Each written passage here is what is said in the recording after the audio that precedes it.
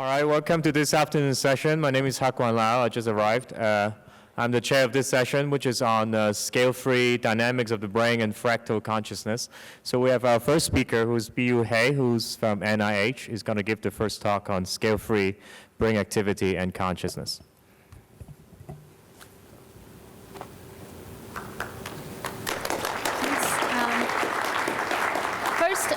I'd like to thank Stuart for organizing this session and for inviting me. It's a tremendous honor to speak here. I do have a disclaimer, which is that I'm not claiming fractal consciousness. It's totally possible, but I don't see that we have much evidence for it so far. So I come from the field of human brain imaging. We look at brain activity in humans recorded by electrodes or with neuroimaging. And in my field, we tend to think that brain activity is nothing more than oscillations. So there are all these oscillations at different frequencies, some of which we heard about this morning, that come and go during sleep or anesthesia or during awake state. For example, the first EEG phenomenon ever described, the alpha oscillation, is an occipital-dominated dominant rhythm that comes when you close your eyes. So we tend to think that all these oscillations have different amplitudes and different frequencies. So they sum together to give this sort of random-looking brain squiggles that we record. But if you look at the power of this brain activity at different frequencies by plotting a power spectrum, which basically shows how much power you have at different frequency shown on the x-axis and power on the y-axis. This is in a log-log plot, so we take both the logarithm of power and logarithm of frequency. We get roughly a straight line, and on top of that there are bumps at different frequencies. So disregard this equation if you like. People say anytime you put an equation in a talk, you lose half of the audience. Basically, what this shows is that there appear to be two different phenomena. And these bumps on top of the straight line are the oscillations that the field has been focusing on. And the straight line on the bottom is routinely called the 1/f noise. And the first thing you learn when you come to an EEG lab is to take it out. So what could be this 1/f noise? One possibility is that it is simply engine exhaust. Another possibility is that it's summed from different oscillations. For example, one very dominant theory in the field proposes that the brain does not generate complex noise directly. Instead, it generates a large family of oscillations whose spatial-temporal integration gives rise to the 1/f statistics. So in other words, this field proposes that the brain does not generate 1/f noise. The 1/f noise comes from the investigators averaging over time across many oscillations which come and go. So if you look at short periods, maybe you would say oscillations instead of 1/f noise. If that's the case, we looked at intracranial EEG data recorded from neurosurgical patients. These are patients suffering from epilepsy. So to figure out where the epilepsy is coming from, where the seizures are coming from, the surgeons put in these large grids of electrodes right on the cortical surface to monitor their seizures until they determine where the epileptogenic region is, and then they remove the electrodes and take out the bad brain region. So with this technique, we actually have at the moment, the best recording of human brain activity in terms of the combination of spatial and temporal resolution.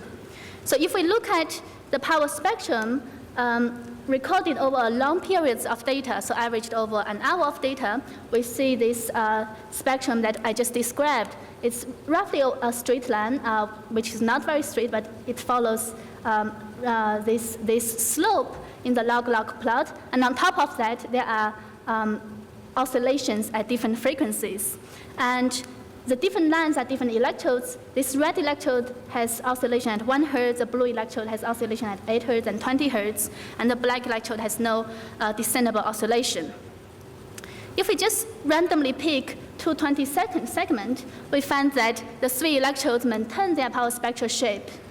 And so the scale in this graph is different from the top graph, but the red electrode still has oscillation at 1 Hertz, the blue electrode still has oscillation at 8 and 20 Hertz, and black electrode has no oscillation. And we can also see this different oscillatory pattern or the lack of oscillation in the raw data records. So if the one-over-F noise is not an artifact of the investigators averaging over different oscillations, what could it be? An alternative is that it could be fractals. So what is oscillation and what is fractal? Oscillation, by common sense definition, or if you just open up a dictionary, is something that happens with a regular beat, with a regular speed. And there is a temporal scale to it, whereas fractals is defined by just the opposite, something that does not have a characteristic scale. To give you an intuitive feeling of what this means, if you look at clouds, just by looking at a piece of cloud does not tell you how big it is. You have to compare it to the sun or to the building, which I don't know if you can see from the projector here, to get a sense of roughly how big it is. So in other words, parts look similar like the whole. Many natural objects demonstrate this property, such as fen leaves, snowflakes, mountain ranges, and coastlines. So this property is defined by this one simple equation, and this is, in fact, the mathematical definition of fractal. Let f of x be the shape of an object. Let's say the shape of a piece of cloud. And if we resample that with a factor lambda, the resampled object is identical in its statistical distribution to the original object times a factor. That factor is lambda to the power of h. H is a technical term called Hurst exponent. And this sign, equal sign with a d at the bottom, means equal in statistical distribution. So it doesn't have to be exactly the same, but as long as it looks roughly similar or is statistically similar, such as snowflakes or fen leaves. So now we can take this exact property or definition of fractal and separate out oscillations from fractal dynamics of brain activity. So this is, again, a power spectrum of electrodes from one epilepsy patient recorded intracranially, meaning the electrode is right on the cortical surface, and these are from the awake state, and these traces are from the slow wave sleep. And so if the signal is fractal, then if I resample it, the power spectrum would look similar. But if the signal is oscillation, when I resample it, it would become a different frequency. So by computing the cross spectrum, I would have nothing. By using this method, we can separate out the fractal component from the oscillatory component of the EEG activity. So EEG signal and many electrical or magnetic signals recorded from the brain is composed of scale-free dynamics and oscillations. The two can not only be separated, but they are in fact as different as they can be. One is defined by having a temporal scale, and the other is defined by the lack of any particular scale. So when I first presented these results to my colleagues in cognitive neuroscience, the most common objection I encountered was, if the 1/F noise is present in everything from Earth to Sun, how could it possibly be important for the brain? So the question often comes in the form such as, surely the Earth or the Sun is not conscious, but the brain is. Then if the 1/F noise is important for the brain, it must be different from the brain to the Earth or to the Sun. So we looked into the signal and tried to see whether there are structures in this signal. Even if the power spectra look similar, maybe the fine spatial temporal structures of the signal could be different. So indeed, we found that there is extensive phase amplitude coupling. What this means is that for different frequency bands in this scale-free activity, I extract the phase of the low frequency and the amplitude of high frequency. And the color plotted here shows the percentage of electrodes with significant cross-frequency coupling. So this might not mean much to you, just mathematical terms, but in fact, we can use this tool to uncover different structures in different signals. We went on to do similar analysis in Earth's seismic waves and stock market, both of which have a power spectrum that look very similar to the one from the brain. The slope of the brain activity, Earth activity, and stock market all have a slope of -2 in the log-log plot. You can almost superimpose them on each other. So the Earth wave and stock market also have nested frequency patterns, but the exact nested pattern is different from the brain to the Earth to the sun. So in Earth activity, I don't know if you can see the blue trace down here, it's often a bimodal distribution, and in the stock market it's more random, whereas in the brain it's always a unimodal distribution. We have some inkling about what these different patterns mean, and we are still following up on this. But this basically says that even if the power spectrum looks similar, the so-called 1/f noise can have very complex structures in different systems, and these structures can be different from one system to another. And just to mention, some physicists might think the 1/f squared noise, if the slope is -2, is just a Brownian motion, and Brownian motion is purely random. So in fact, when you do this nested frequency analysis on Brownian motion, there is no structure whatsoever. So the next question is, would this 1/f activity, or scale-free brain activity, be involved when you do a behavioral task? So we showed that this scale-free brain activity can be altered when you perform a task only in the brain regions that are involved in the task. So we asked patients to do a simple visual motor task. When something on the screen changed, they press the button and try to do that as quickly as possible. We found that when they performed the task, the slope of the scale-free activity became shallower. So in technical terms, that means that the power law exponent decreases. What that means is that the signal contains less temporal memory or temporal redundancy, because the higher the slope, there is more correlation in the signal with its past. Whereas the decrease of the slope means that the signal is more efficient in encoding online information. So this is consistent with our idea that the brain needs to remember the past and imagine the future in the spontaneous state, and it needs to process information efficiently in the task state.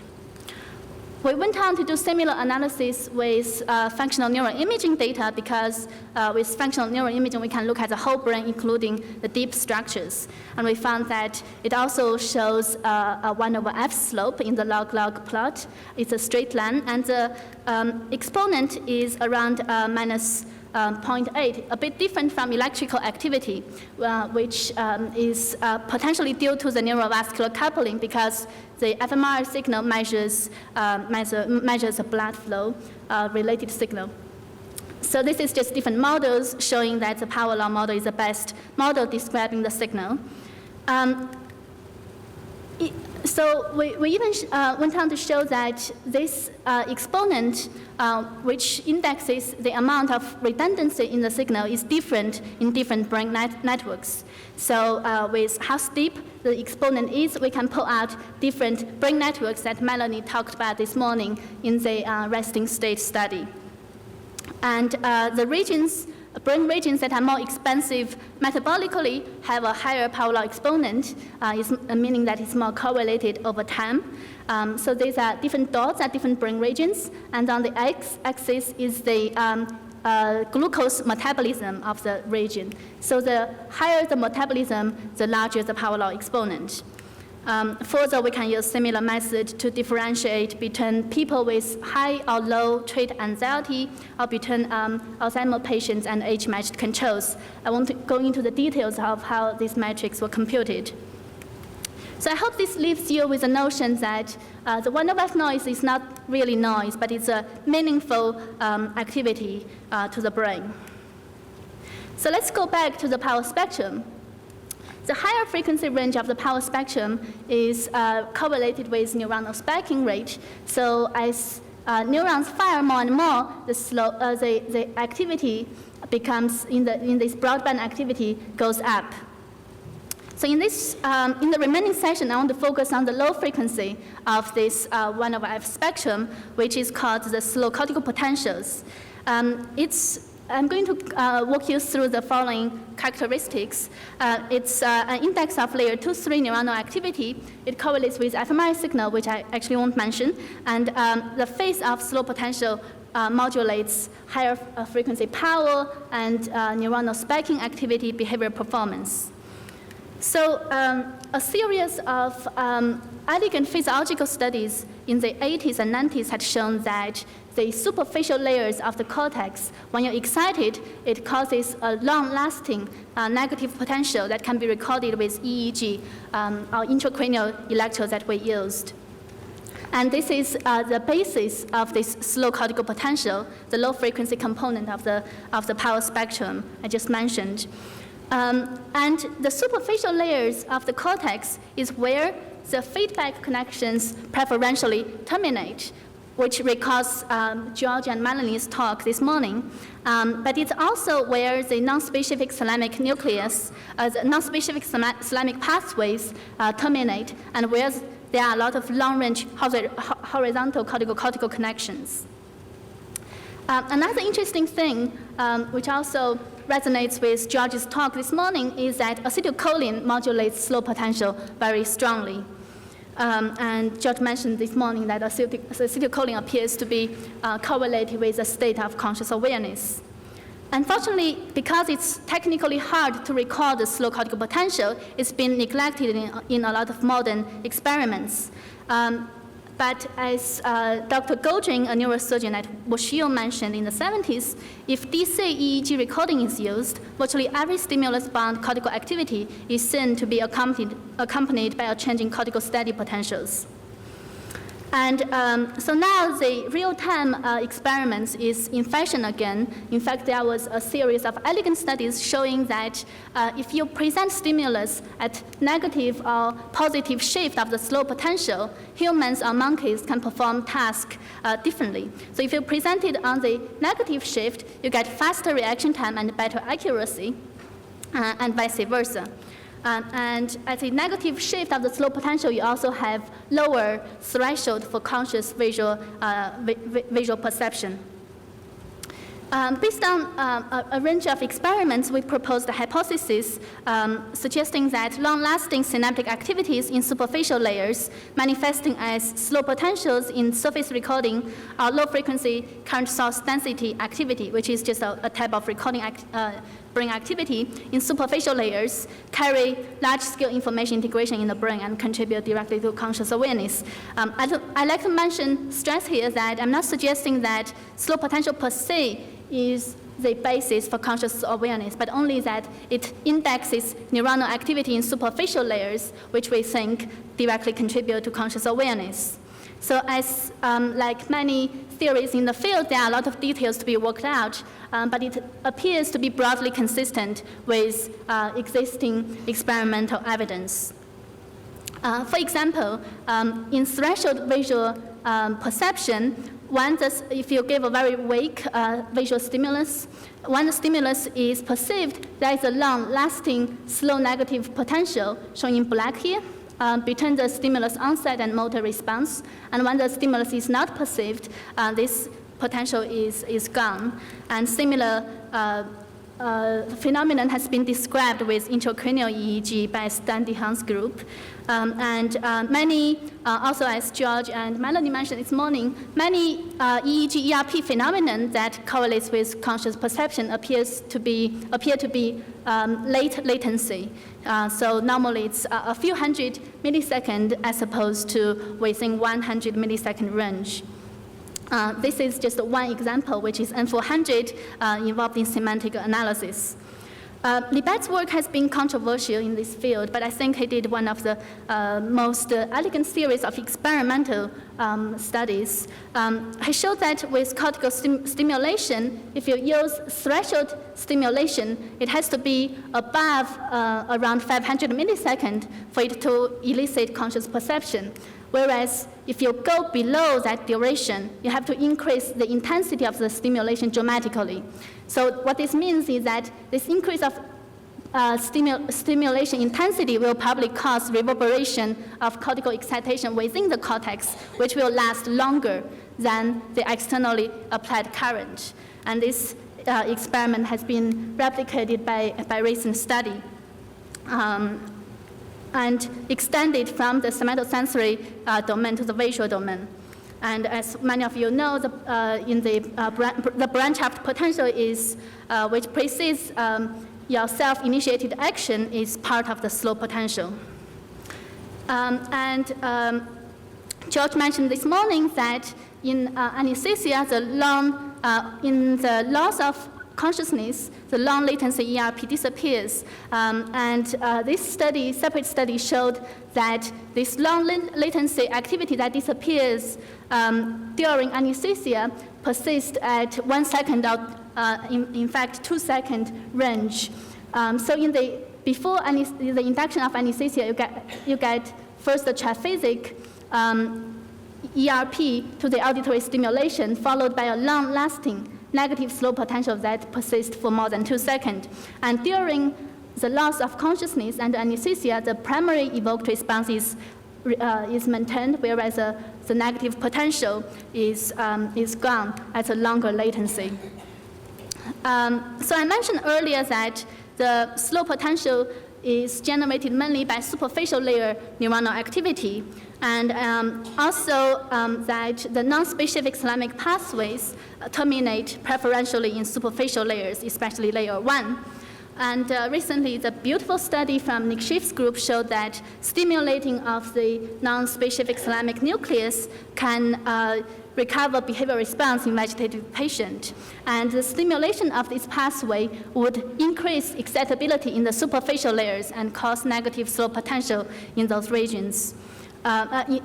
In those regions. And just to mention that similar phenomenon has been described by a German neurosurgeon in the 1970s. From an evolutionary perspective, the superficial layers of the cortex is where the thickness expanded most throughout evolution. So these are the layer thickness of layer 1 to 3 down to layer 6 in the cortex of human, rat, and mouse. So in humans, the superficial layer really expanded the most. And if we look at the EEG activity, and I'm sure Peter will talk about this more, of invertebrates versus vertebrate, the invertebrate activity, brain activity, is dominated by fast activity. So the EEG looks much more spiky, whereas in vertebrate, there is a lot more low-frequency activity. In fact, I didn't put in this slide. If you look at the power spectrum, the vertebrate shows a 1/f type power spectrum, whereas the invertebrate looks a lot more like white noise. So it has been suggested that maybe the slow potential is too slow for conscious awareness. I just like to also mention that, in fact, from decades of psychophysics study, we know that consciousness itself is rather slow, and the amount of information that can be processed by conscious awareness at any one instant has a pretty low bandwidth. Recently, a study led by Spoolmaker et al. Showed that with resting state fMRI activity, you can delineate these brain networks which are much reduced when you fall into deep sleep. So in light sleep, all of these regions are much more connected as compared to deep sleep. And this also recalls the talks this morning. But I'd just like to mention that because this study was done with resting state fMRI signal, and because the fMRI signal itself is even slower than slow potential, this means that with this kind of activity, we can in fact differentiate between different states of conscious awareness. And the authors concluded that our results may be relevant to the debate over whether low-frequency Bolt signal allow us to describe changes in conscious awareness and underline the important role of intrinsic human brain organization in such dynamic phenomena as sleep. So I'd just like to briefly mention the relation between slow potential and other postulated neurocorrelate of conscious awareness. For example, the P300 which has been suggested as a neural correlate of conscious awareness, may be the flip side of the negative slow potential. So the P300, especially the late component, which happens between 300 and 600 milliseconds, appears to increase when the stimulus is increasingly entering the conscious awareness. In this particular picture, the x-axis shows the latency between stimulus and the visual mask. It's a visual masking task, and as this latency becomes longer, more and more stimulus, the stimulus gets into the conscious awareness at a larger fraction. And along with that, the P3 amplitude increases. So if we go back to the model, when the brain let's say this is a hypocolumn, when it is excited, if it inhabits surrounding regions, as which is often needed in the update of working memory, that will cause positive going potential also at the long latency in the neighboring cortical regions. So this may be a mechanism for the P300 evoked potential. And the slow potential phase modulates higher frequency activity, such as gamma band activity. Some people might prefer to call gamma oscillations and neuronal spiking. So in this unpublished observation, we found that when the slow potential is going towards a negative phase, meaning that there is more cortical excitation, there is increased amplitude of higher frequency activity from 50 all the way to 150 hertz. And earlier study has shown that at a negative phase of the slow potential, there is increased multi-unit activity. So in the remaining 2 minutes, I'd like to just mention some preliminary data we have done trying to study visual threshold with MEG. So this work was done by Chi Li, a very talented postdoc in the lab. So we used a paradigm in which we probed for both subjective perception and objective performance. So in every single trial, first the subject fixates, and then after a random blank, the stimulus comes down, which is a gabble patch. I don't know if you can see it from back there. The gabble patch is tilted to left or to the right with equal probability, and its duration is titrated to be the subject's subjective threshold, meaning that at 50% of the trials, the subject sees the pattern, and 50% of the trials they don't. And then after random delay, we ask, was a patch tilted to the left or right? Is forced alternative choice task, and did you see the pattern or not? So in this way, because we have both subjective measure and objective measure in every single trial, we can tease their effect apart in the brain activity.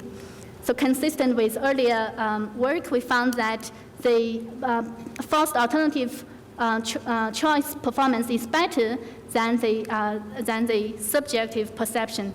And also when they see the pattern, their performance is better. So we looked at the MEG signal at averaged over 10 millisecond window from stimulus onset, shown by the red line here, all the way to 3 seconds after the stimulus onset.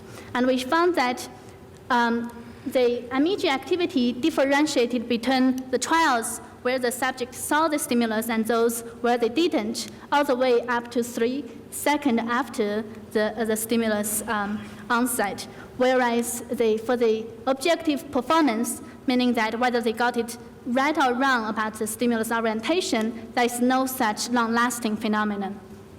So because I think a lot of earlier work may have the confound of when you see something, your performance is better.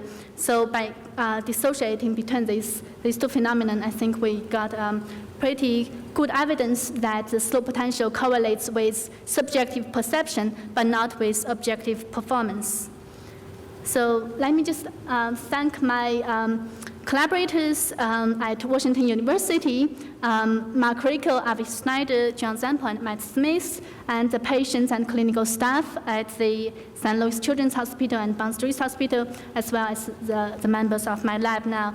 Chile, the person that did the MEG study. And thanks Stuart again for organizing the session. I'd like to take your questions.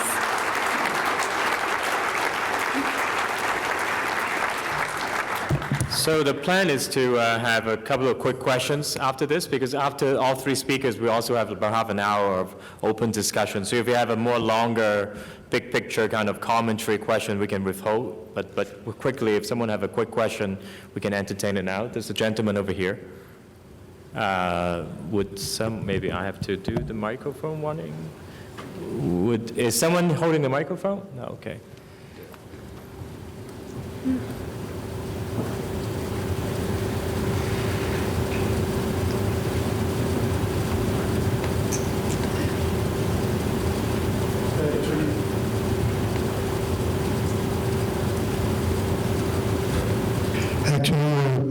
Outstanding. The question is that how much maximum gamma radiations frequency you have recorded in a human being? And what's the maximum? Maximum gamma radiation frequency you have recorded so far. Sorry, I still didn't understand. Frequency you recorded. Maximum Sorry. frequency in a human being that has been recorded by you. Okay, so if we are talking about the field potential with local field potential, depth electrode, or the electrode that I just mentioned, the reliable recording is up to 200 hertz. So if you go above that, it becomes tricky whether you would get contamination from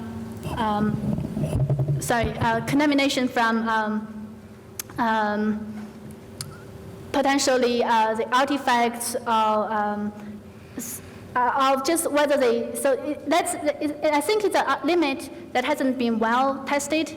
Some people. I think that there should be a limit of the human radiations of gamma, which should be actually to be scaled, because the superconsciousness has to be coming in between.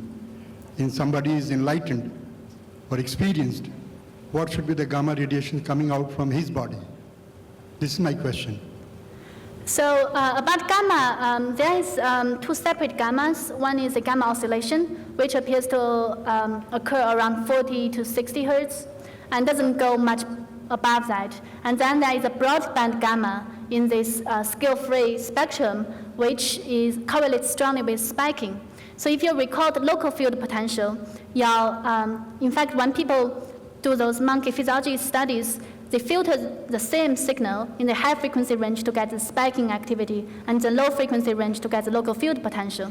So if you go to that very high range, you are going to be contaminated by spiking rate. Okay. And it's very hard to tell them apart. Thank you. Sure. Do we have a second question?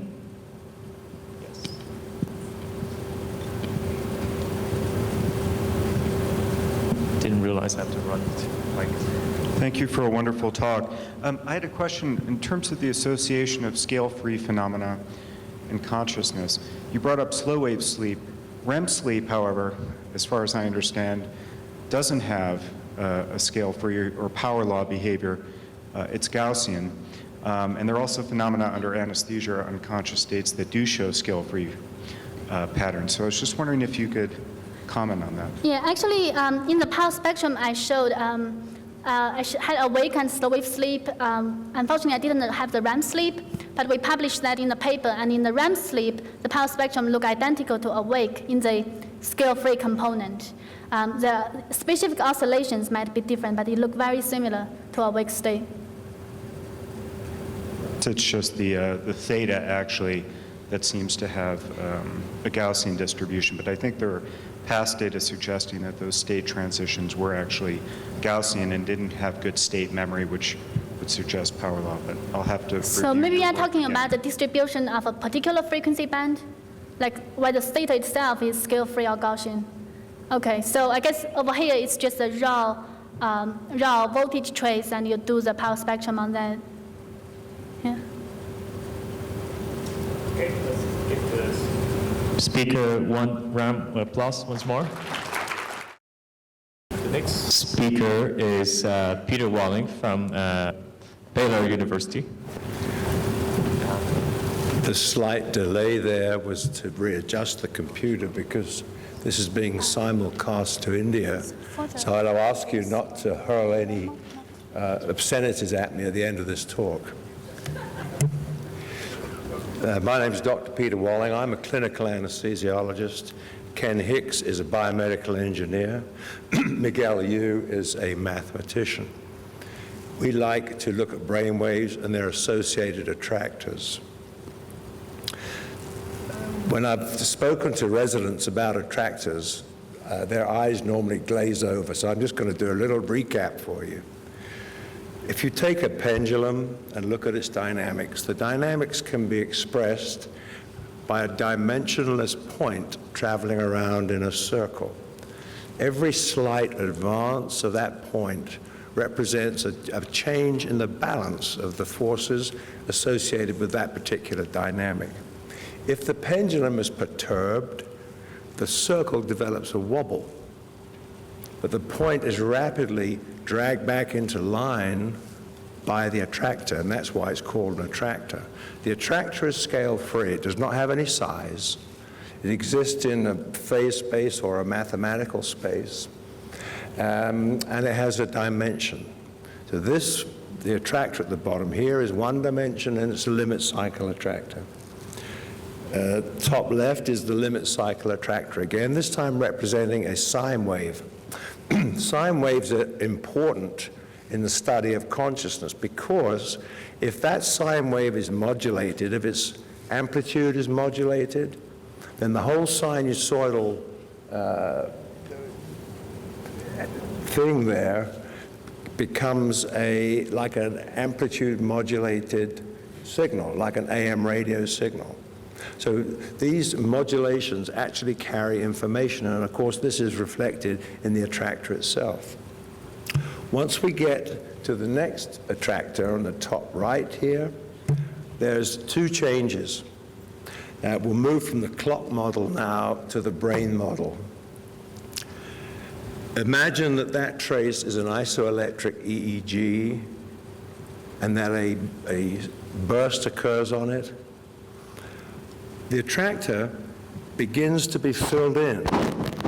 That is to say, it's not a one-dimensional circle anymore. It's beginning to be filled in.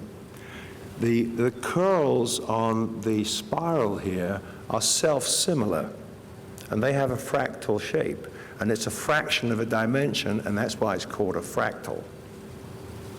The one on the bottom left here is represented by another brainwave joining the first one. And this is now a periodic attractor for obvious reasons. Now the point and the periodic attractors exist on a phase plane. If an incommensurate frequency gets added to that, the phase plane will sometimes burst into phase space. And now the attractor exists in three-dimensional space, although this particular one is only 2.5 dimensions because it follows a complex two-dimensional plane like the glaze on a donut. The point, periodic, and torus attractors are important to students of consciousness because when they occur in a dissipative system like the brain, they are one of the classical pathways towards chaos. And Ken Hicks and I, a few years ago, described these very changes during anesthesia and during the emergence from anesthesia. Stage 4, top left, is a point attractor. This is very deep anesthesia, isoelectric with or without a point attractor. Stage 3 is a periodic attractor. This is the normal stage of surgical anesthesia, which we aim for during surgery.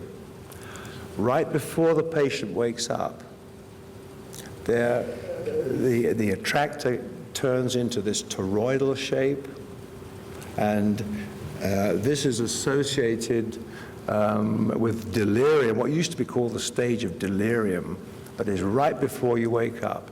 And then return of consciousness is this strange-looking thing at the bottom. Now the transition from 3 to 2, from the periodic attractor to the toroidal attractor, we plotted it in a patient who was waking up very slowly. The little pink dots represent the attractor dimension measured every 3 seconds. The orange bars represent the level of the anesthetic in the bloodstream. And you can see that as the anesthetic diminishes gradually, there is a sudden, nonlinear, big increase from 1.5 periodic dimension to 2.5 dimensions, which is the toroidal attractor. This, incidentally, is extremely easy to see on an EEG if you're working out the attractor at the same time. We've created a program which generates the attractor at the same time as the time signal of the EEG. All you do is to turn it sideways. And then instead of seeing a straight line of the flat plane, it suddenly goes boop, like this, as the patient is about to wake up.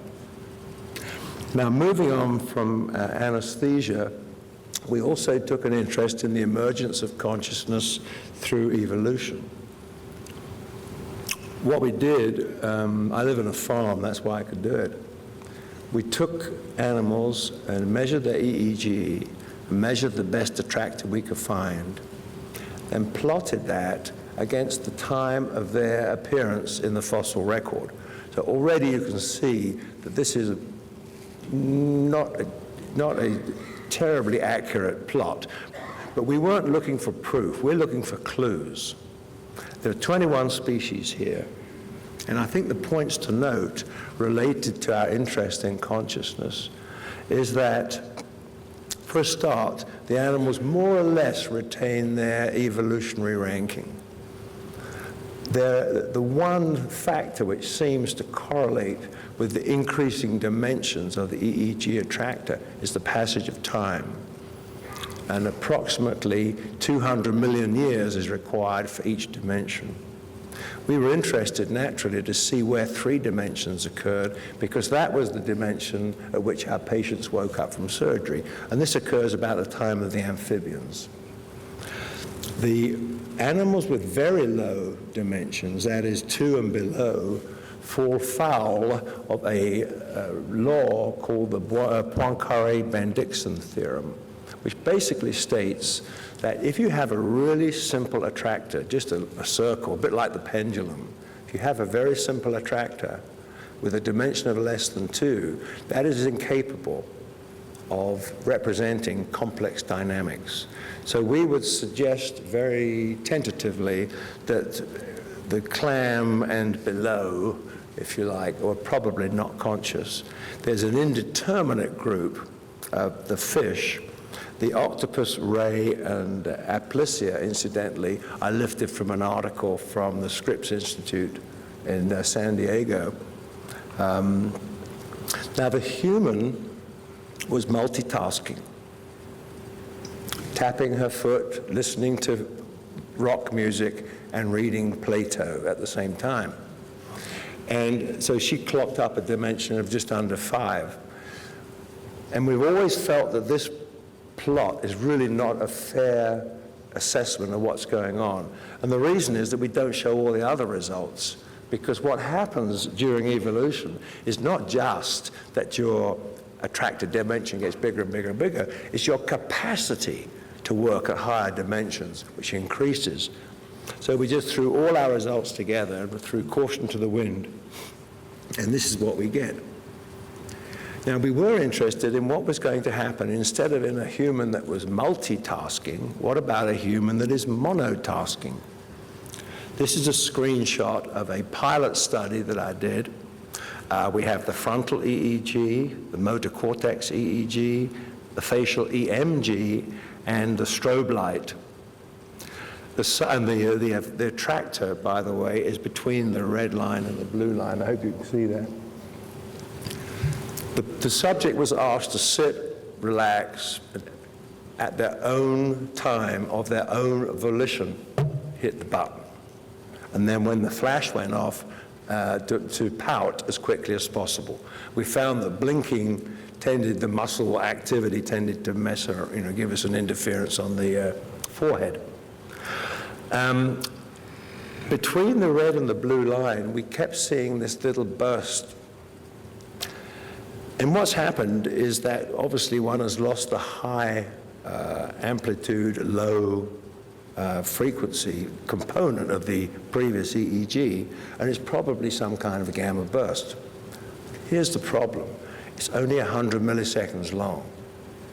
If we want to do some analysis on this, if we were downloading at 240 samples a second, we'd only have 24 points to play with. Even at 1,000 samples a second, we would only have 100 points. So we were recording this at 8,000 samples a second.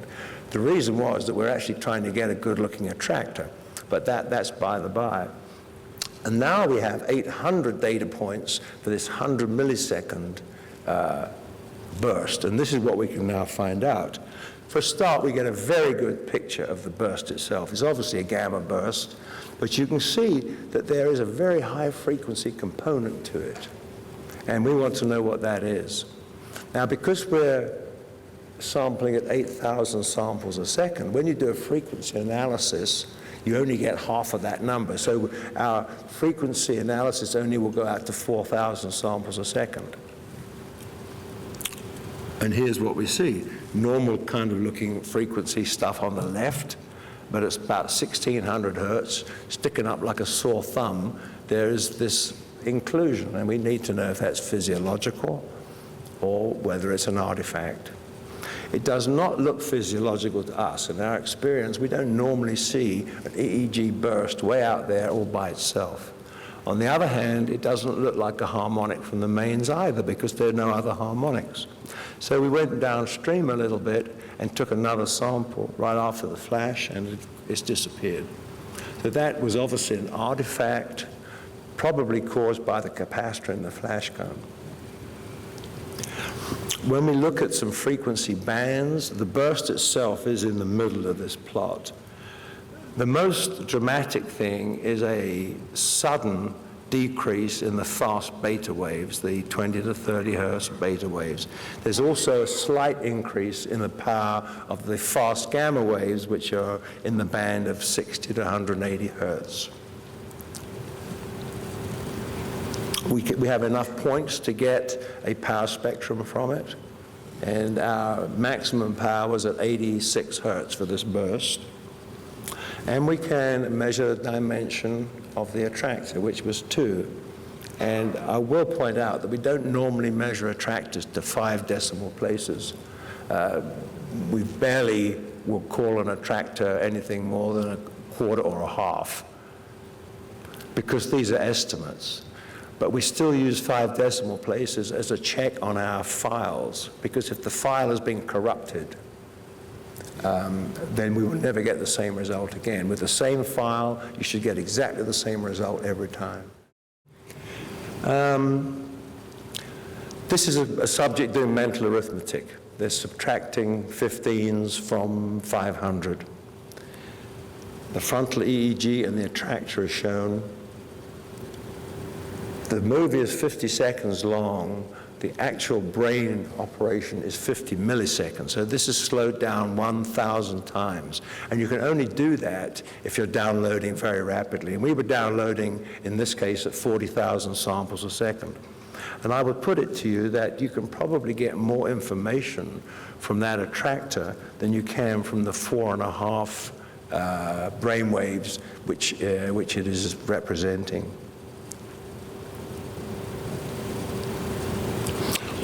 This posed another question to us, and that was, how much of that EEG should I use to actually make the attractor? So what we did was we took a sample from the inside of that file from 3 to 3.5 seconds when the mental arithmetic was well underway.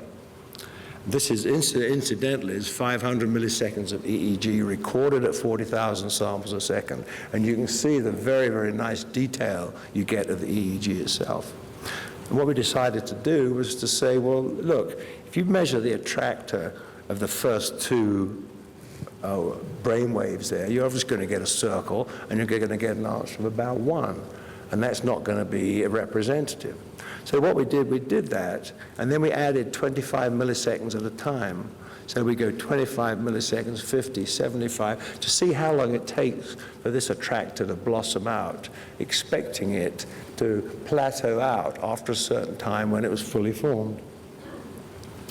And it seems that it forms, in this case, in about 400 milliseconds. To sum up, we sometimes record very rapidly. We don't always. I mean, it produces humongous data files, but we do, at our discretion, record very rapidly sometimes so that we can get more data for our calculations. It means we can analyze short segments of EEG. It means we can look at high-frequency components. It means that we can get a more detailed movie of the attractor. We can look for fleeting signs of attractors. For example, the trefoil is a signature of a torus attractor, like the Adobe logo. That's a trefoil. If you have an animal which is wiggling about, and you can just get a very short EEG run while the animal's keeping still, again, you may get enough for an analysis there. We can look for EMG and spindle activity, although we've really not found that a problem with humans. And we can plot the development of an attractor in 25 millisecond increments. And we ask ourselves, is this multidimensional attractor, which is in non-physical space, just like our perceptions, is this a good correlate for the dynamics of consciousness? Because more and more I've been asking myself, well, not how does my perceptual space get filled in, but where did that perceptual space come from in the first place? Thank you. Stuart Hameroff, who needs no introduction. All right, thank you, Hakwan. Thank you, everybody, for being here. The title of my talk is Fractal Scale-Free Consciousness. And Archimedes said, if I had a lever and a place to stand, I could move the world. And I use this as an example of traversing scale. He was obviously much smaller than the Earth. And this is how one can traverse scale, and one can imagine the Earth then moving something else, even the sun, and the sun moving the galaxy, if you appropriate set of levers. And I think this represents the idea of traversing scale. So there are a number of scale-free or scale-invariant fractal-like processes, 1 over F noise. Conformal is another word for a similar type of thing, in which is basically scale invariant or scale free. We've heard the first two talks about EEG patterns being self-similar at different scales. Also, there are reports of fractal eye movements in visual search, which use fractal type patterns to zoom in on what the person is searching for. Small world networks in the brain, neural networks in the brain are thought to be arranged kind of like airport hubs, where you have a few large hubs with many connections and many small hubs with few connections, so that you can get from point A to point B with a relatively small number of hops or steps or flights. And of course, the idea that the brain, or memory at least, is arranged holographically, put forth by Carl Pribram and others. Another one that I'll talk about briefly, since it hasn't been discussed, is grid cells, which have a hexagonal spatial representation and a fractal representation. So grid cells were discovered by Moser et al. In Scandinavia a few years ago. And basically, they're kind of like place cells in the hippocampus, except they're in the entorhinal cortex. So the experiment is they implant electrodes in the entorhinal cortex of freely moving animals, rats, and they move around a grid, a space, let's say a square space. And what you see in red is a particular neuron firing at a particular geometric place in the grid. So imagine this grid is a square, and when the animal gets to a particular point, then the neuron fires, and the animal moves again, and that same neuron will fire. And when you plot where the animal where that neuron in the entorhinal cortex fires, you get this hexagonal grid, which is geometric and, as I said, hexagonal. Now, there's a couple of sort of mysterious questions about this. This hexagonal, you can look at it as a triangle also, depending on, or you put them together and get a hexagon. So you have geometric firing fields of grid cells in the entorhinal cortex, which may be innate perception of space. This is a debatable point. If it's not, then you have to say that the animal remembers exactly where he or she has been and reconstructs it. But some people, including Lynn Nadell at the University of Arizona here, suggest that this is innate perception of space along the lines of Kantian representation of Euclidean space. So I just can't resist saying that. Also, if you go to deeper levels of the entorhinal cortex, or as Moser did, you get the same sort of hexagonal patterns, but the spatial representation in the grid is a finer scale. So it's kind of like a Google map where you zoom in and you're seeing the same territory except at a finer scale. So apparently we have this fractal-like hexagonal zoom-in mode, or at least animals do, and presumably we do, and there's some evidence in humans also, that there's a fractal hexagonal representation of space at the level of neuronal networks. So these are grid cells. Now, what about smaller levels? So fractals should be scale-free. We've heard about neuronal networks. And what about going smaller, going to the level of neurons, for example? So let's consider a neuron. And here's a Hodgkin-Huxley neuron. This is the classic model that goes back about a half a century, where the dendrites in the cell body receive inputs, integrate those inputs, and to a threshold at the axon hillock, or axon initiation segment, with the signals propagating along the membrane by ion channels shown here. And if the threshold is met, this triggers a spike, a firing, which goes to the next neuron. And that's basically the story of how neurons are supposed to work, according to the Hodgkin-Huxley model, which is the gold standard in neuroscience and has been for many years. So if we put a network together of simple toy neurons like that, with inputs over here and outputs here, here, and here, and just let this run with inputs and outputs, we get, computation, and we can do sort of interesting things, explaining cognition. But what's missing, of course, is consciousness, because this is the hard problem. Why would computation among neurons give rise to consciousness?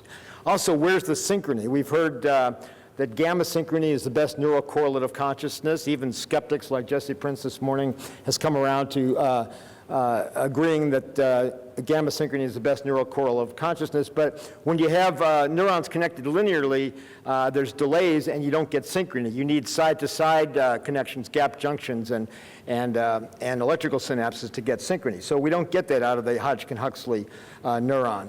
And also, where's free will? Because the activity in processing a sensory input takes a time, several hundred milliseconds. And in a cocktail party conversation, for example, you say something to me and I answer back before my brain has processed, or at least before the activity that seems to correlate with processing what you said has occurred. Therefore, the assumption in neuroscience and cognitive science is that we respond non-consciously and have a false illusion after the fact of being in conscious control, that consciousness is epiphenomenal. And that's fortunately or unfortunately, the standard dogma in neuroscience. Now, there's a couple of problems with the Hodgkin-Huxley neuron, and let me just show you one of them. So at the bottom here is what is predicted by the Hodgkin-Huxley neuron. These would be the integration potentials in the dendrite and the cell body. And then these would be the axon spikes, or the action potential. And it's a very narrow threshold, which is predicted by the Hodgkin-Huxley equation, and sloping upward, because if you look at the axon, toward axon here, we have ion channels that would open sequentially. So as they open sequentially, you get this kind of gradual slope. Now, Nandorf et al. In 2006 studied neurons, cortical neurons in conscious animals, and what they found was something completely different, or not completely different, but somewhat different. So here's the integration here but the spiking, first of all, the threshold is very, very wide.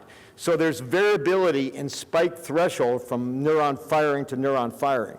There's something missing. It's not just integration. There's some other factor that determines spiking. It could represent consciousness, and it could be coming from inside the cell or possibly from lateral cells via gap junctions, for example. And also, it's very vertical. The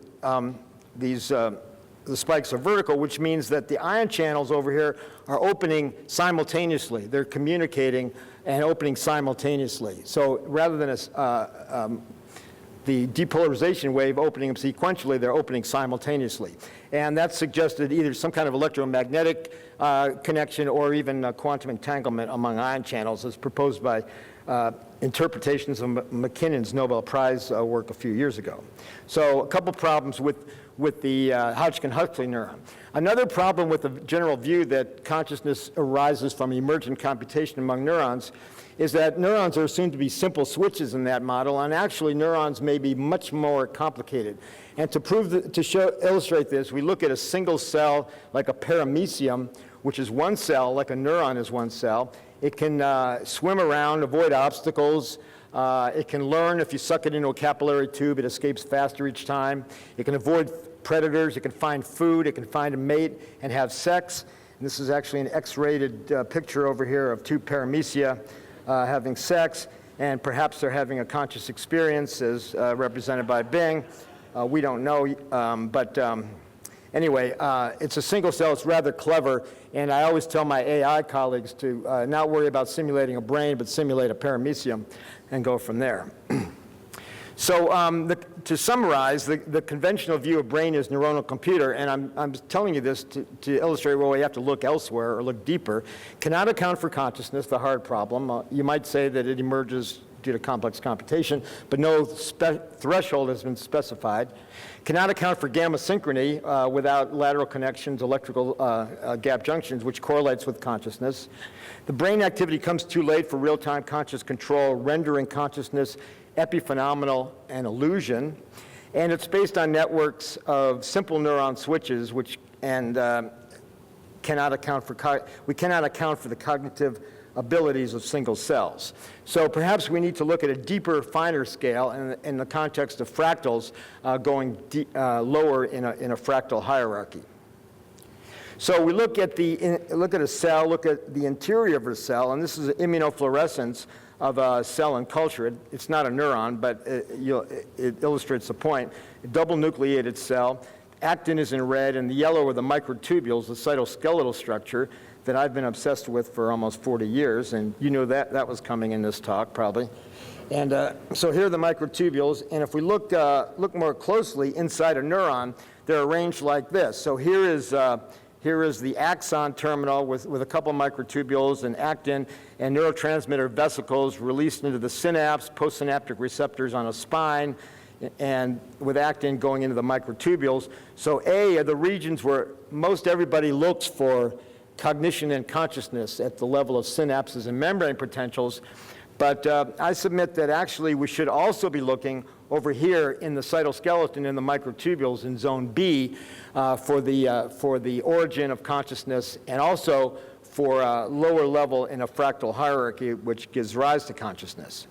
So a number of years ago, myself and colleagues looked at microtubules as computers, the idea that here's a microtubule over here with, it's a cylindrical polymer of tubulin proteins, and we came up with the idea that the tubulin could switch between different states, representing bits of information, and also be in superposition of both possible states, and taking the lattice geometry and the dipole coupling among neighbor states, played the game of life. The game of life is a cellular automaton, the simplest form of computation done on a grid in which each cell can either be black or white, dead or alive, depending on the neighbor states. And this was very popular in the 80s. And you could do all kinds of complex computation with this very simple game of life. So we applied it to the hexagonal lattice of microtubules based on the dipole coupling forces, and showed that you could get information processing and propagating through the microtubule lattice, which could interact and do computation.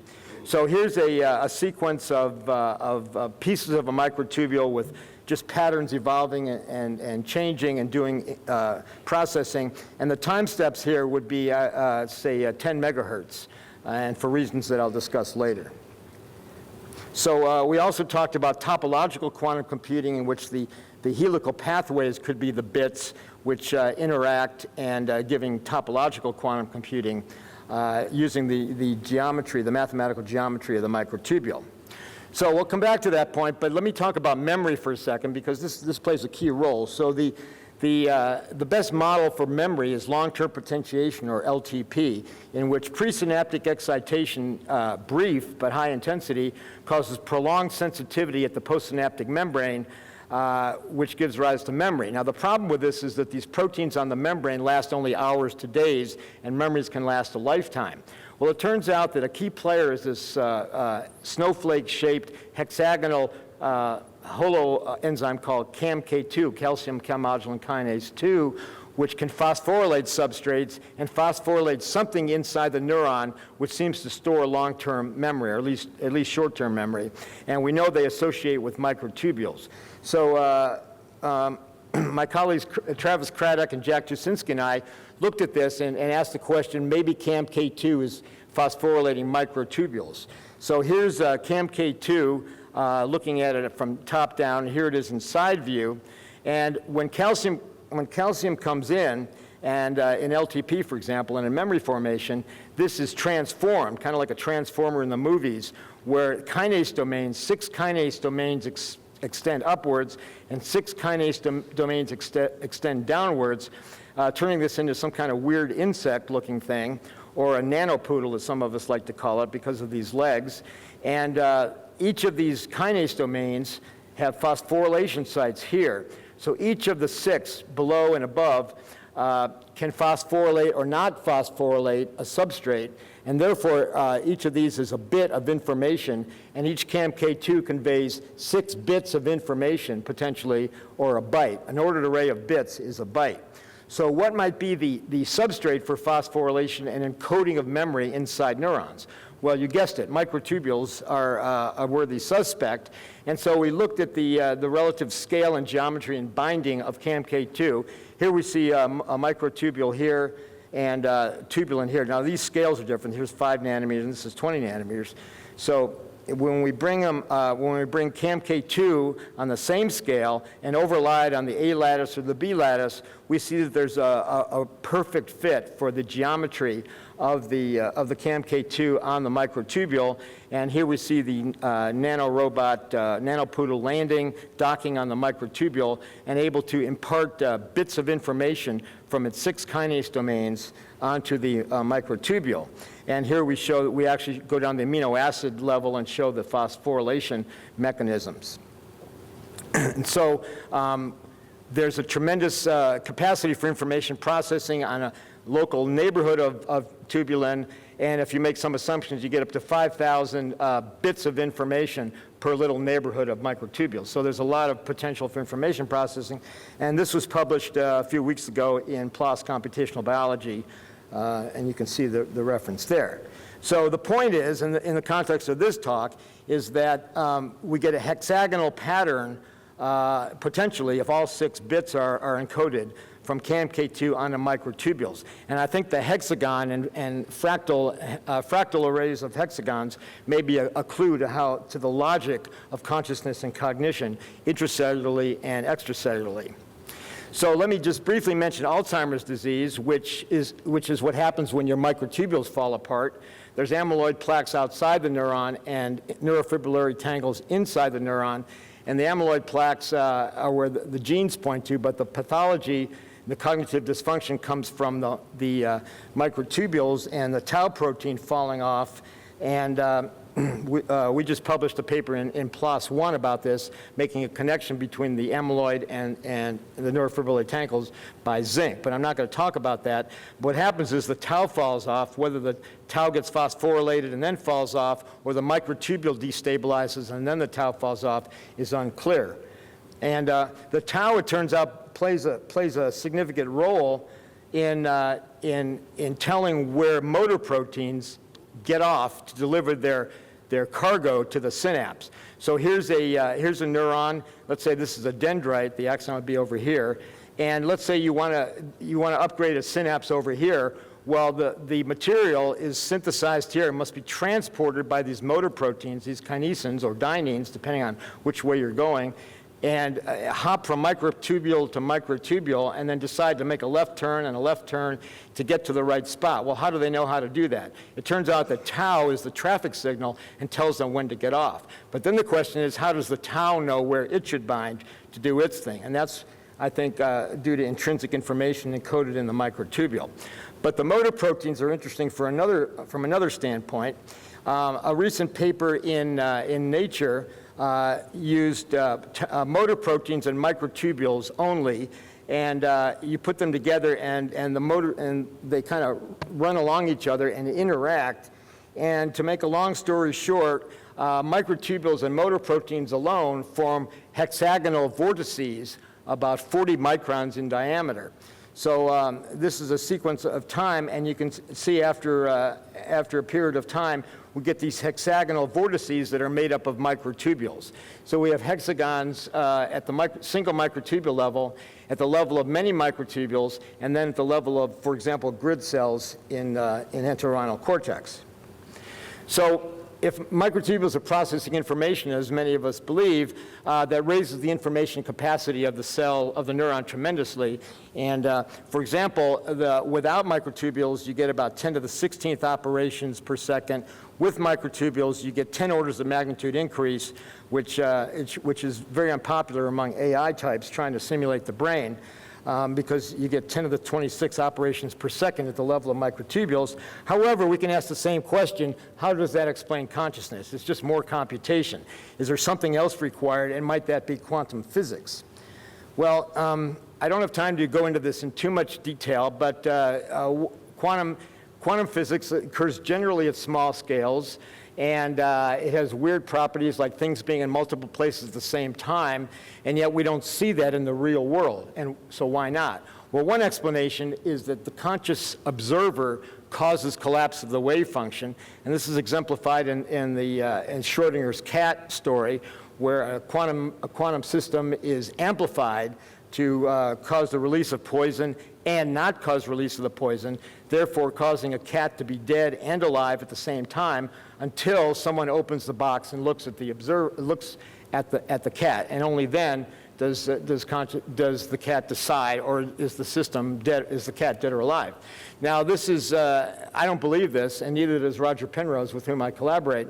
But the point is, this is a real pickle to try to understand why this doesn't happen, because we don't know what would terminate the quantum superposition. But from our standpoint, more importantly, this puts consciousness outside of science.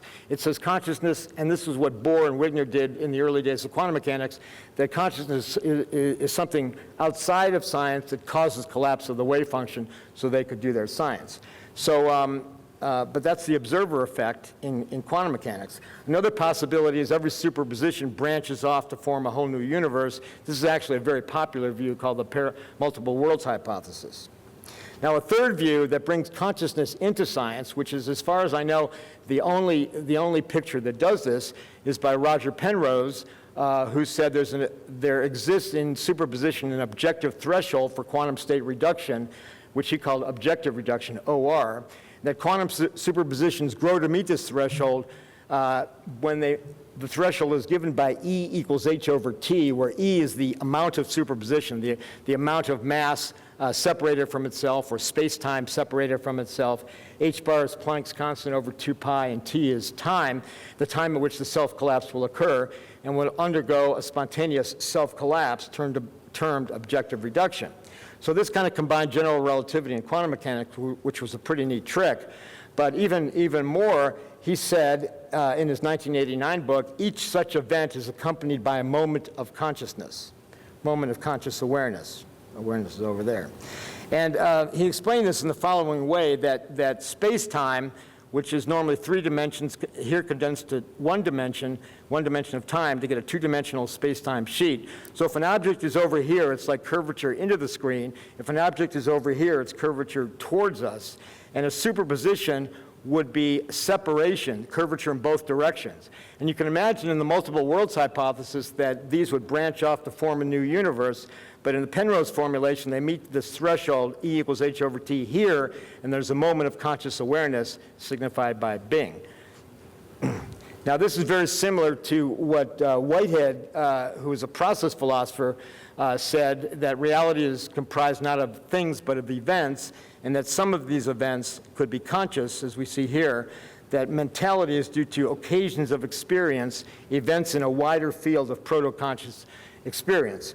And Abner Shimony made the connection between Whitehead occasions and quantum state reductions. So what Roger said essentially was that consciousness is an actual physical process, a sequence of quantum state reductions connected by E equals h over t to an objective threshold inherent in space-time geometry, objective reduction, and that consciousness or its precursors was built into the most basic level of the universe.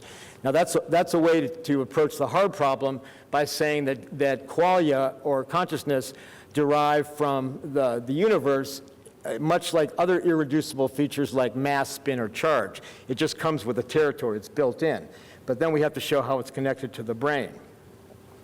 So basically, here's the superposition separation, and E time t here, there's the Bing moment. So where in the brain could this occur?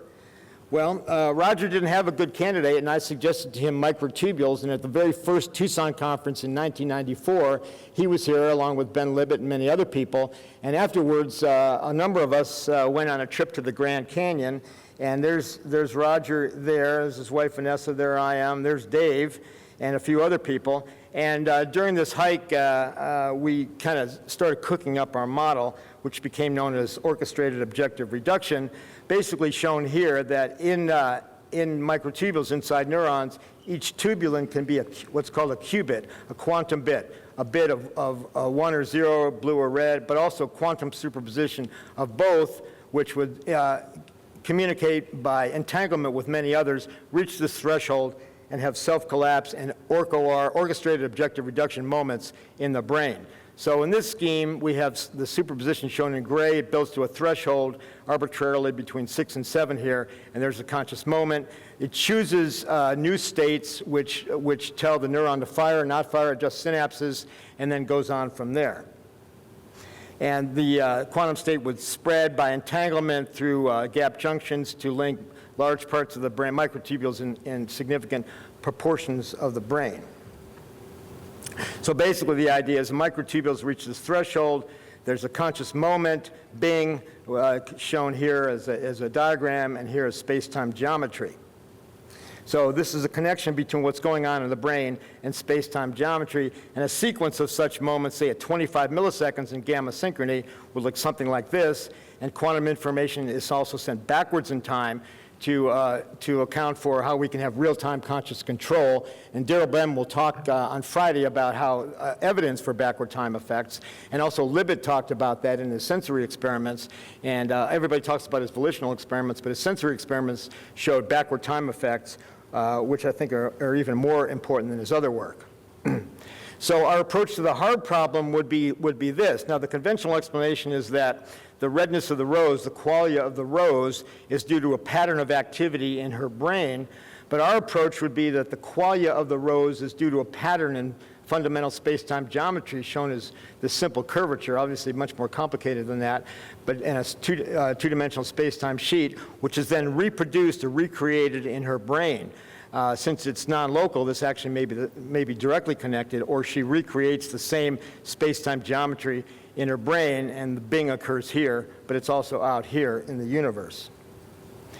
Okay, well that sounds fine, but what about the details? And we've been subjected to a lot of criticism even before our model was published by Pat Churchland, Max Tegmark, and a number of other people, and most recently this group of Australians who went on a sort of a rampage attacking us and wrote several papers, and one of which said the Penrose-Hameroff orchestrated objective reduction proposal for human consciousness is not biologically feasible, and published that in Phys Rev E.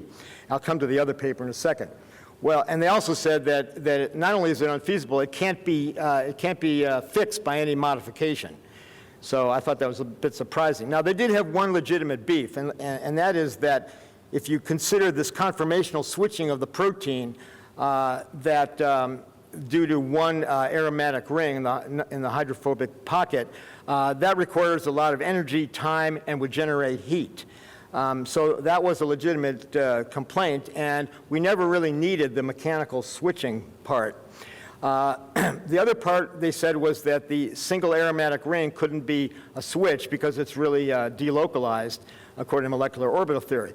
But we had already changed that for our quantum switch or trigger to be nonpolar hydrophobic pockets within the protein, which is where anesthetics act, by the way, due to not one, but two or more of these aromatic rings. It takes two to tango, you might say, and you need at least two, and probably more than that, to have these cooperative London force couplings which control the protein state. So we revised the model last year in a new paper that Roger and I wrote, the idea being that, there's no actual conformational state switching required. There's superposition at the level of atomic nuclei to get the quantum effect, but the dipole coupling in the nonpolar aromatic groups can oscillate back and forth at 8 megahertz because there's evidence for a resonance at 8 megahertz in microtubules. So that gets around both of their objections. Now there are other objections. Well, I'll come back to that. Let me just elaborate a little bit on zooming in on tubulin. And the hydrophobic pockets are actually linear grooves of aromatic rings. This is work by Travis Craddock, Jack Jasinski, and myself, looking at anesthetic binding sites near aromatic rings, phenylalanine, tyrosine, and tryptophan. And in the green are the anesthetic binding sites, and the brown are low affinity binding sites.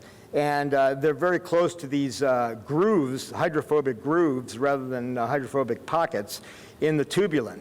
Now, the reason that that's significant is that they line up, and this is very similar to the quantum effect seen in photosynthesis, where you have chromophores, and they line up like this, which allows one to have topological quantum computing, which is the most stable form of quantum computing, very resistant to decoherence.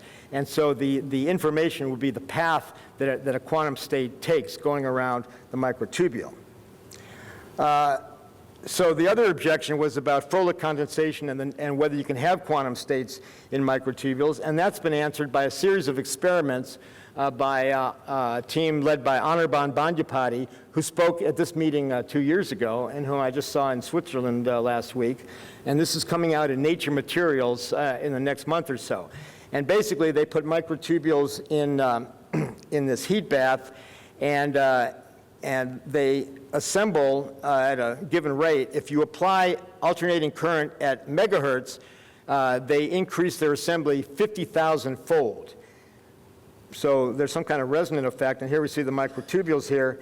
And also, so here's a microtubule with 4 electrodes on it, so you can stimulate with 2, record with 2, and what they find, and this is the key point here, that you get resonance where the resistance drops precipitously at about 8 megahertz, 20 megahertz, also 12 kilohertz shown here. And so these are resonances in the microtubules which give rise to essentially quantum superconduction.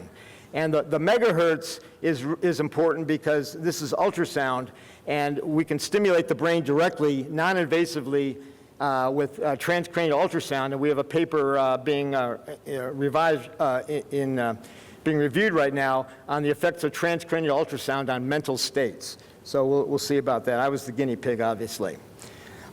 So let me try to wrap up here since I'm running out of time. But by E equals h over t, consciousness can occur. That's basically our formula, and it's the only formula I know that predicts consciousness. If somebody else knows of one, let me know.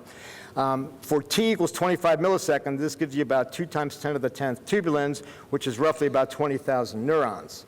So now let's go back to the fractal business. Scale-free dynamics in the brain by E equals h over t, and here we have Rakel's default mode switching, which could also be the slow conductance Biyu was talking about, with a time of about 10 seconds or 0.1 hertz. At gamma synchrony, you get 100 hertz. In microtubules, you get 10,000 hertz, megahertz. gigahertz, and even terahertz. And these are all separated by about 3 orders of magnitude, which is the optimal for 1/f noise and fractals. So consciousness can occur at any of these levels and can actually move among the levels, and there's about 10 to the 20th tubulins in the brain. So you'd actually run out of tubulins, run out of brain when you get down to this level. Now this idea that consciousness can move in a hierarchy in scale, kind of like octaves, is very much like music. It's also consistent with Eastern philosophy. It looks at levels in the hierarchy where consciousness can move, and lokas, they're called. And this is from Eastern philosophy, where we actually get frequencies shown here. So consciousness can move up and down these scales, and since it's happening in space-time geometry, and since space-time geometry itself seems to be fractal or scale invariant, it could be that consciousness is moving to finer and finer scales of space-time geometry. So Bing could be occurring at smaller and smaller scales, but as you go down in scale, E gets larger and you get more intense experience, although the energy required comes from the space-time then, you don't really need it in the brain. Which is why, for example, when in an altered state, as we're going to hear about Saturday, for example, with psilocybin mushrooms, the brain becomes metabolically quiet. It looks like there's nothing going on because consciousness, I would argue, has gone deep into the quantum level, and you don't need membrane depolarization. So behavior might be impaired, but consciousness is enhanced tremendously. So as the Beatles said, the deeper you go, the higher you fly, the higher you fly, the deeper you go. As you go deeper into this fractal hierarchy, deeper into the brain. So I want to mention the hexagonal things because we have hexagons from the benzene rings that make up the hydrophobic pockets. We have hexagons on the microtubule lattice. We have hexagons from multiple microtubules. We have hexagons in grid cells. And this reminded me of something, and I couldn't think of what it was until yesterday. And I read a book a long time ago called The Library of Babel by Jorge Luis Borges, who described a vast library, a universe consisting of an enormous expanse of interlocking hexagonal rooms. And this is a metaphor for his mind. I think that was quite clear from reading the book. And I kept, when I read this, I go, wow, this guy is really out there.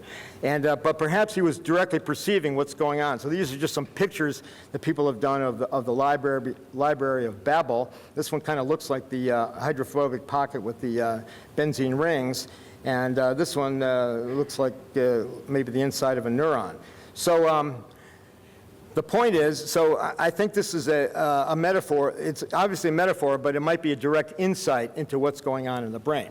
So let me conclude by saying 3 things. Consciousness may occur at various levels or scales by E equals H over T in a fractal-like brain hierarchy. Consciousness and cognition may utilize a perhaps hexagonally based scale-free logic system. And finally, the Penrose-Hameroff Orch-OR theory is definitely alive and well. Thank you very much. So once again, we can take a couple of quick questions before we open up. So would the gentleman over there mind coming up so I don't have to run all the way? I actually would. May I give that person? No, because no, is he volunteering? No, I think he's going to ask a question. Hi.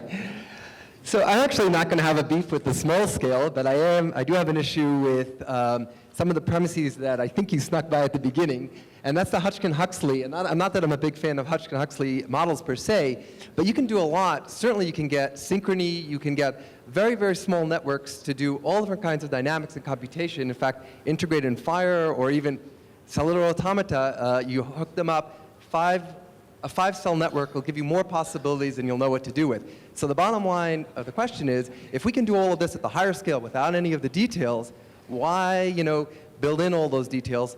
More so, doesn't that cause a problem? Because if you can do all the computation, we're back to a Hydra problem, you can do all the stuff without all the details, at least cognitively and functionally, why do we need these microtubules? Why do we need consciousness? Why do we need consciousness? No, I'm a fan of consciousness, don't take it away. But I'm saying the point is that computationally, you don't need all that stuff. Computation doesn't account for consciousness. This is toward a science of consciousness, not toward the science of computation. Right, but of course that brings us to the question. So, if you can walk around, and of course we always come back to the zombies, but if you can walk around doing all the stuff that you do, or what is it that you can't do, let's put it that way, with a 5-cell network that doesn't have any of the detail stuff. So the claim you made was that you can't do synchrony, for example, which is actually quite easy to do. It's in fact the opposite claiming you problem. can't have consciousness.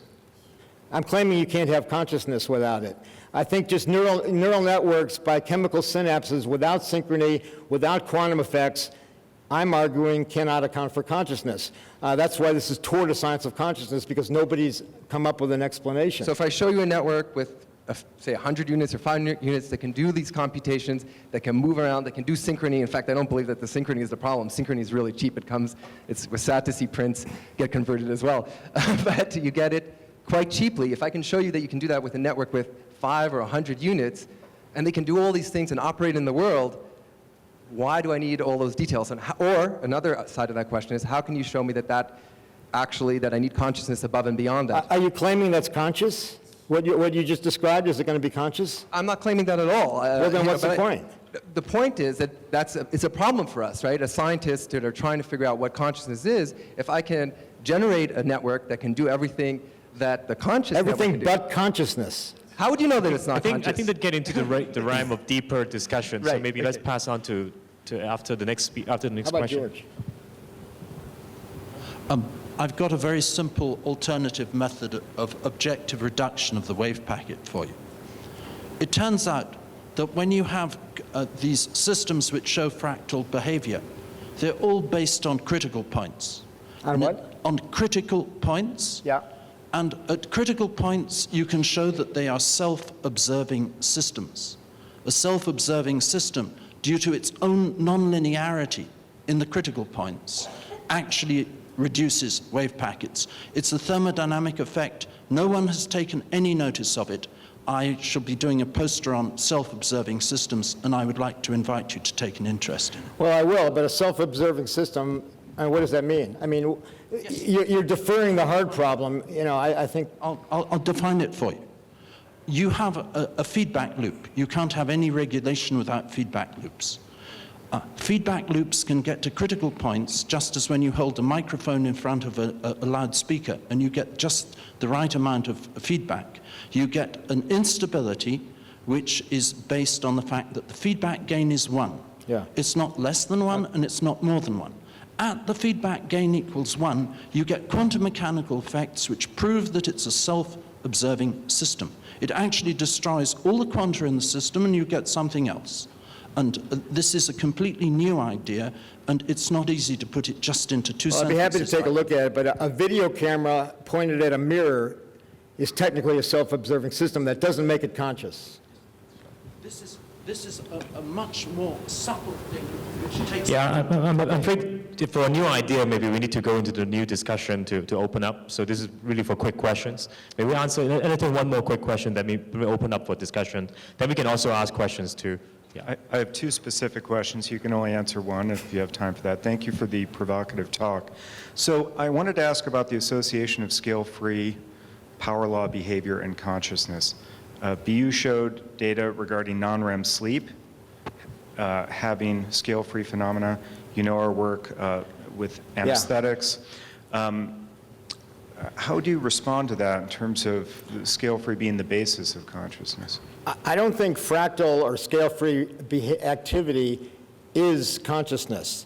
I think only if it involves the quantum, which means you have to go down below a certain level. So, for example, if under anesthesia, you wouldn't have the, if you think of it as a sequence of levels, you're wiping out everything below a certain level. You're still going to get the neural activity that we can measure above it. We may lose gamma, we may lose some other things. And pursuant to that, one more specific question. There have been many studies showing that a point mutation in GABA receptor will alter anesthetic sensitivity. Do you have any data regarding microtubules, tubulins, tubulin-associated proteins suggesting that there's a differential anesthetic sensitivity? Well, Rod Eckenhoff does. As you know, Rod Eckenhoff took mouse brain and radio-labeled halothane and found, 140 proteins in the mouse brain neuron that binds halothane. He then did genetic studies to see which genes were upregulated or downregulated, figuring that the functional target would have its genes upregulated or downregulated, and the protein, the gene that was most upregulated was the one for tubulin. All right, so I think it's time to move on to a panel discussion. Let's thank the speaker once again for that. So I think all three speakers have their microphone on. Can you use your, just the clip mic? Is it okay? Can you turn on all your clip mics so you can, because we're running out of microphones. Before we start the first question, may I make a comment? Because we are running a bit out of time, I understand this is usually a very exciting time. We meet once every 2 years, but try to restrict the questions to the speaker's material, then we have kind of a more focused discussion rather than your own ideas. That would help a little bit because we're just running out of time. So anyone want to kickstart the first question? Can I make a comment to George's question? Yeah, okay. So. Can you hear me? Okay. So you mentioned that the power spectrum in slow wave sleep was similar in the scale-free component. That's a great question.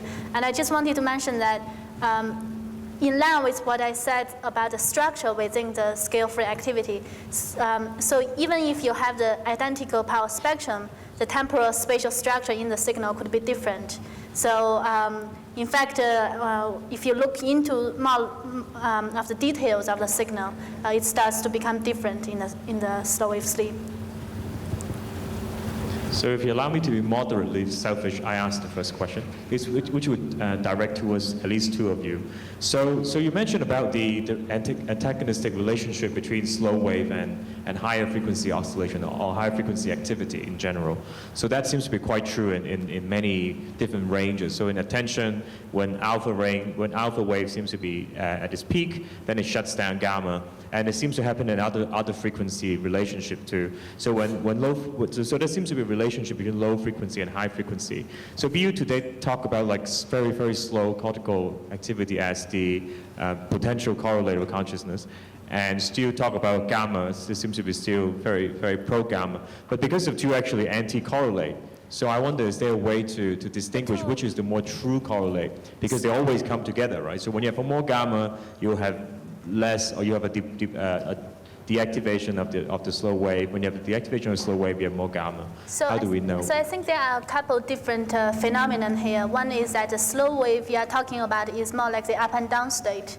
So that is the oscillation around 1 Hertz, which comes on when you go to sleep or during induction of anesthesia. And so the slow potential is a separate phenomenon, which is on all the time in the awake state. And it's modulated by doing a task. And in fact, I would argue that it's positively correlated with gamma, because for the slow potential, we're not arguing that it's a power of the slow potential that's related with cognition, but it's a phase. And the phase of the slow potential that indexes increased excitability, which is a downgoing slope, that's actually correlated with increased gamma. Well, it seems to me the slow waves are too, as you said, too slow for consciousness. I was against that. Huh? I was against the idea that the slow potential is too slow for consciousness. Well, but I think it's an envelope for faster processing that is going on at a smaller scale. So it could be like a fractal higher level of something going on at a faster, smaller scale. So it could very well be a marker for consciousness. But I think having like one conscious moment per second wouldn't work, because we have like a strobe effect. So first of all, I'm not saying that so there is often a misconception about if your signal is say 1 Hertz, then the information content in it can't be faster than 1 Hertz. So I disagree with that because of the spatial dimension. So because so imagine you have multiple neuronal groups, and each of which is supporting the slow potential phenomenon, but and each of them is correlated with a different content in the conscious awareness. But say if one becomes activated and then it starts to phase down, another becomes activated before the first one goes down to baseline. then your conscious content can switch much faster than a full cycle.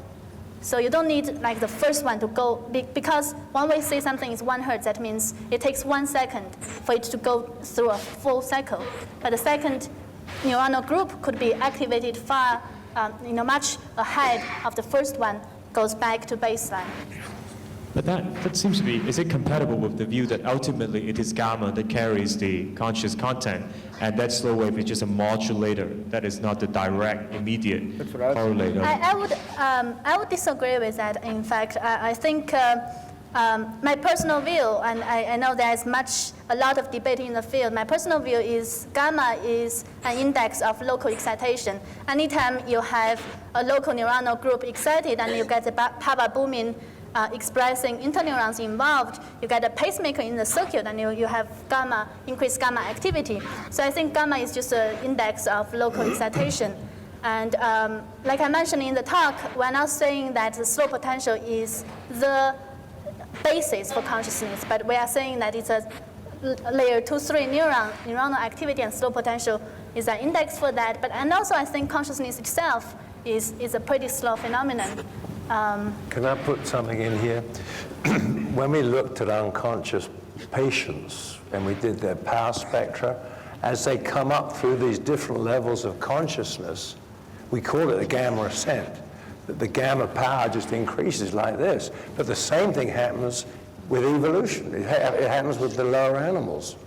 And it's not surprising in a way, because I was always taught that when you anesthetize someone, you anesthetize them from the top downwards. That is the most recently acquired, most complex part of the brain, and also the most sensitive. And that's why if you overdose someone with an anesthetic, and all they got left is their respiratory center. And you can do that if you really try hard. If I can comment to both of you, actually,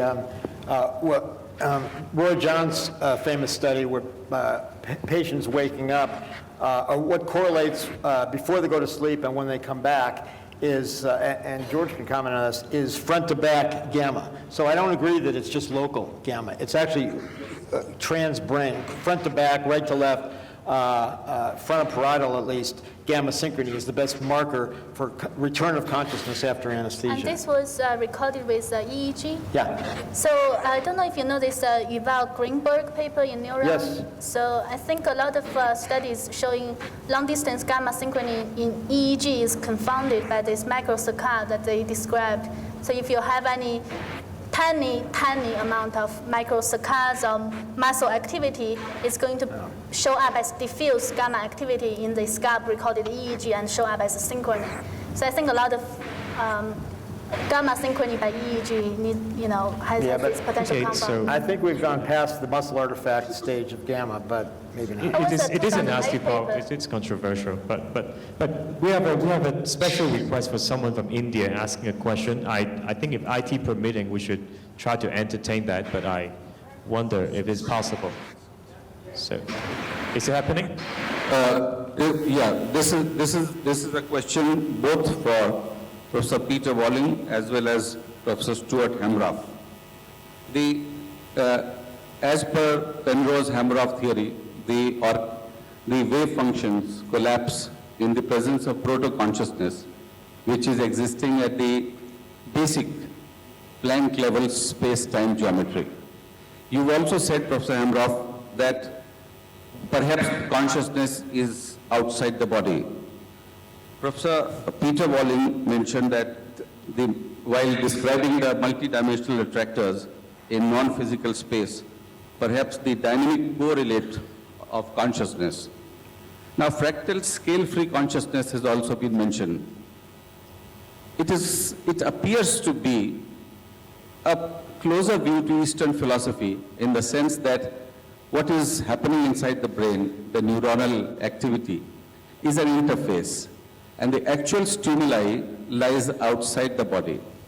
This consciousness, which may be in the form of proto-consciousness at the basic level of space-time geometry, but by the fractal theory, as you keep on going up in dimensions, the fractal consciousness keeps on strengthening, and the lower fractals seem to be images of the original consciousness or the highest consciousness.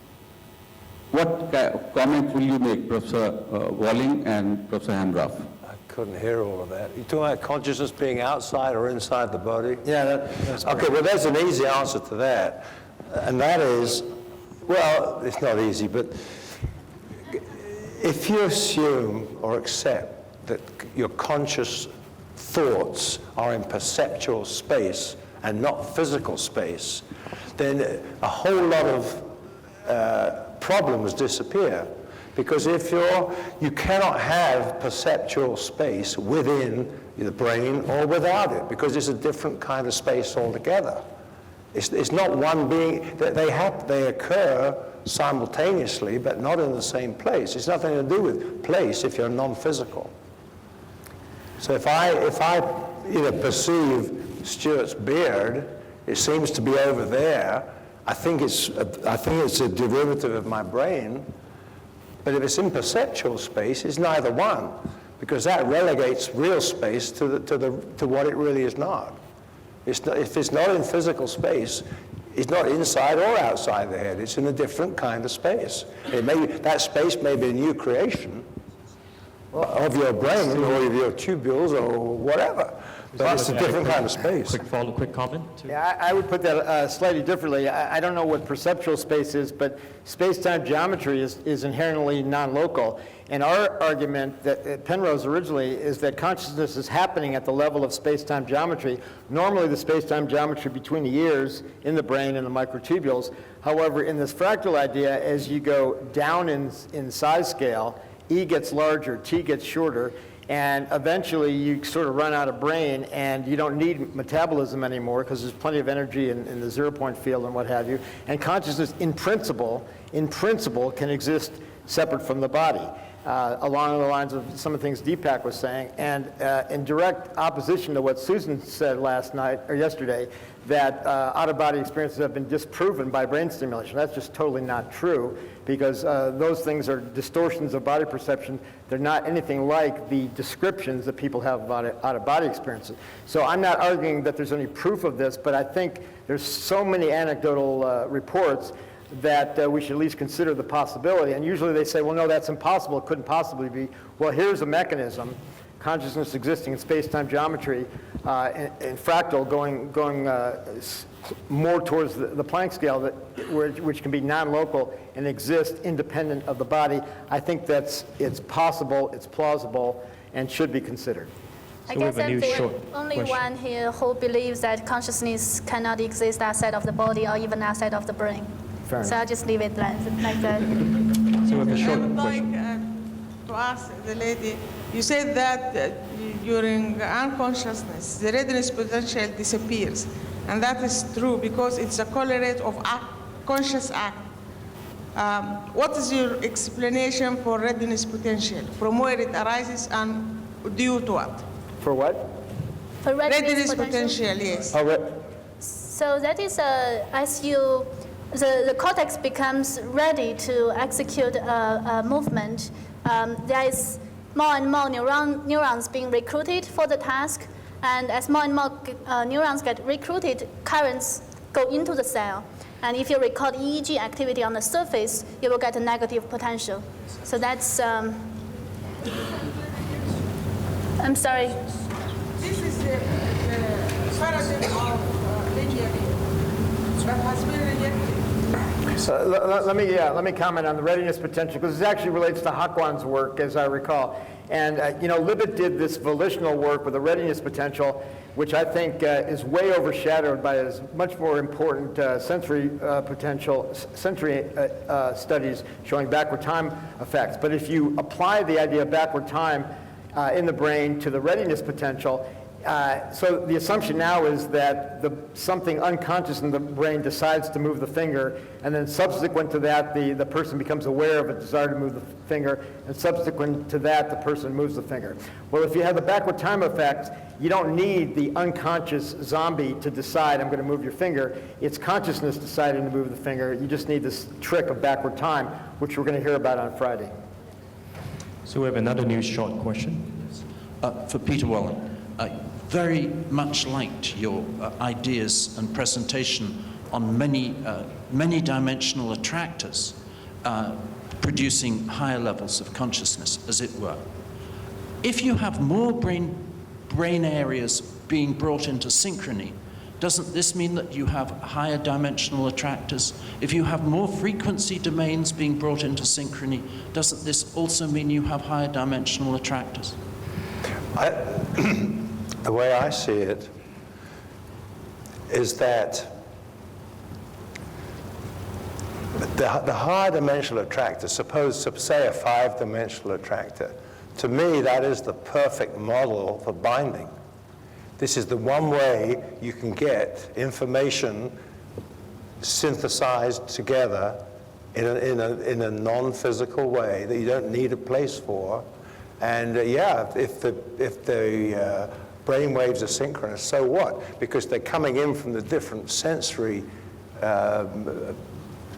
places, as wave packets, presumably at slightly different frequencies.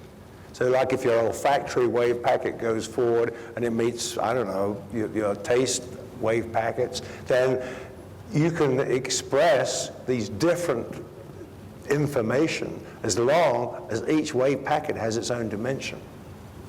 And that's why I think it's important when we're coming out of anesthesia, for example, that change from periodic to torus attractor is the first time you see these forces, if you like, pushing out into any kind of space at all. All right, so we have another short question here. For Peter Probably the last Walling. one, actually. For Peter Walling, a question. On the gamma burst that you showed in the, you did a detailed analysis of that gamma burst and did a Fourier analysis of it, and I noticed that there were regularities at the top and the bottom of those waves that remind me of the work of William A. Tiller on the gauge symmetry of space, the signature of gauge 2 space. Have you ever done a Fourier analysis of those regularities at the top and the bottom of those gamma waves? I didn't carry on and do much of an analysis of that. I mean, the activity seemed to go to about 100 or so hertz, and then it dropped, and there was activity from like 400 to 600 hertz, and then it vanished until we had that artifact. I mean, that slide was really just to show that you can pick up an artifact that's at very high frequency and figure out what it is as well. No, we didn't. We've not actually proceeded with that experiment yet on that volition. But I thought that was just a nice example of what you can do with a very short segment of EEG when you're stuck with it and you want to analyze it. Now we could download that at 40,000 samples a second, but if we do that, we can only use one channel. The program is called Ego 4 because it has 4 channels. So at full burst, it's running at 10,000 a channel. But it often hits the error mode when it does that, and also it heats up the computer considerably. And so we tend to back off and maybe do 8,000 samples. Can I ask what the highest frequency signal coming out of the brain is that you can detect? Because Peter Fenwick was talking about 1,000 hertz.